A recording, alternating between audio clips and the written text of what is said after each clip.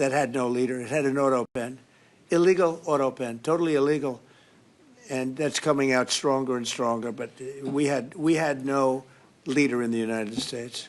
I mean, Hungary, as an example, had no relationship with the United States, even though we do, billions of dollars in trade with Hungary. Hungary's a big country economically. We do, billions of dollars in trade with Hungary.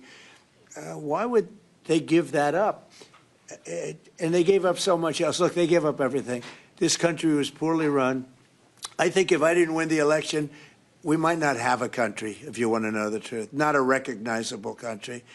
But our relationship was immediately good as soon as I won the election, because Viktor is one of the people that's highly respected, and we had a great relationship with Hungary. We do again.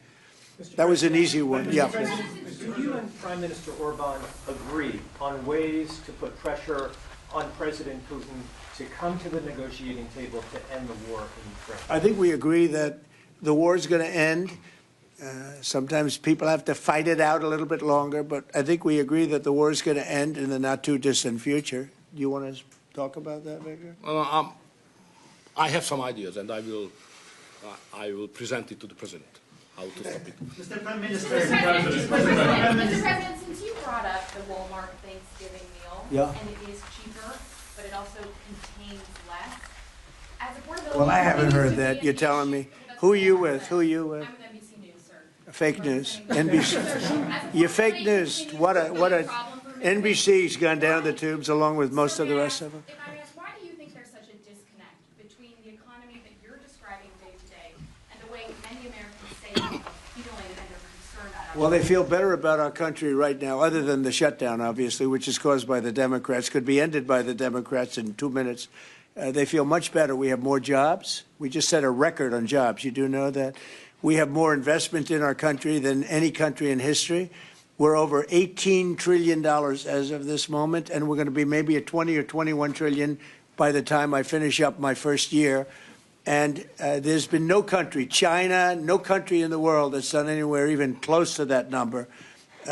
Your friend Biden, as an example, in 4 years was less than $1 trillion. We'll be at 21 trillion in 1 year. So there's no country that was even close to that, and our country was a laughingstock all over the world. We have more jobs, we have more potential than any other country, and frankly, we're the hottest country right now. Viktor said to me before, we're the hottest country anywhere in the world. Think of it. We'll have $21 trillion invested. We have auto plants pouring back in. We have AI pouring back in. We're leading China in AI by a lot. We're leading everybody in every category. There's no category that we're in second place. So I just heard this yesterday that Walmart said that the Thanksgiving was 25% more expensive under Biden. That's a big, to me, that's a big number, because Walmart's respected. I mean, Walmart is Walmart, and, they're giving you prices. So that would mean that the whole series of pricing and costs, the groceries and everything else, it was a con job. It was a con job. Affordability, they call it, was a con job by the Democrats. The Democrats are good at a few things: cheating on elections and conning people with facts that aren't true. It was 25%. Walmart just announced it 2 days ago. 25% cheaper this year, will be cheaper to have Thanksgiving than it was a year ago under Sleepy Joe Biden.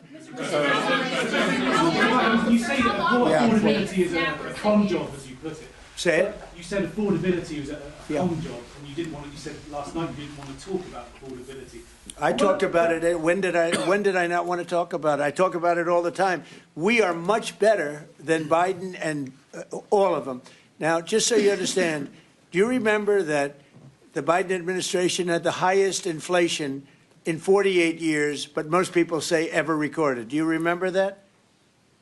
Right? Do you remember it? Did they have the highest inflation in 48 years?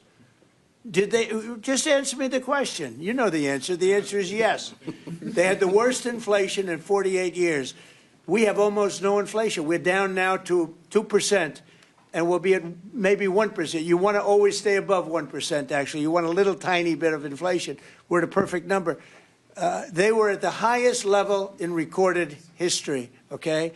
And when you talk about affordability, that one fact. Now, let's talk about the second biggest subject after inflation, energy. We're going to be at $2 gasoline. We're going to be approximately $2 very soon. We're a little bit above $2 right now for gasoline. Now, under Biden, it was $4.50. It even hit $5, but it was $4, $3.50. We're going to be at $2 a gallon. So gasoline's much less. Energy costs are less. When you have energy and when you have gasoline less, everything else follows. It's such a big category.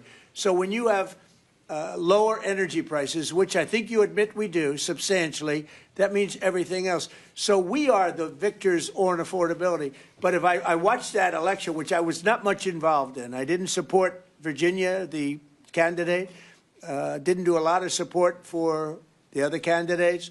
They asked me about Cuomo, and I said, well, it's a question, do you want a thug or do you want a communist? I mean, that was my response. So I wasn't involved in that stuff too much. But I will say this, if you look at affordability, which they campaigned on, they lied because they talked about, oh, prices are up. No, prices are down under the Trump administration, and they're down substantially.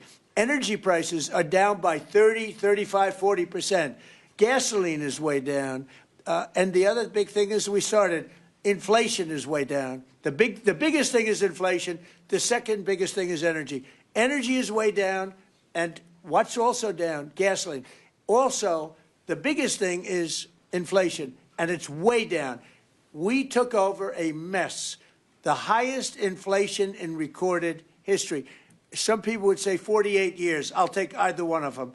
But I believe it's the highest inflation in recorded history. That alone makes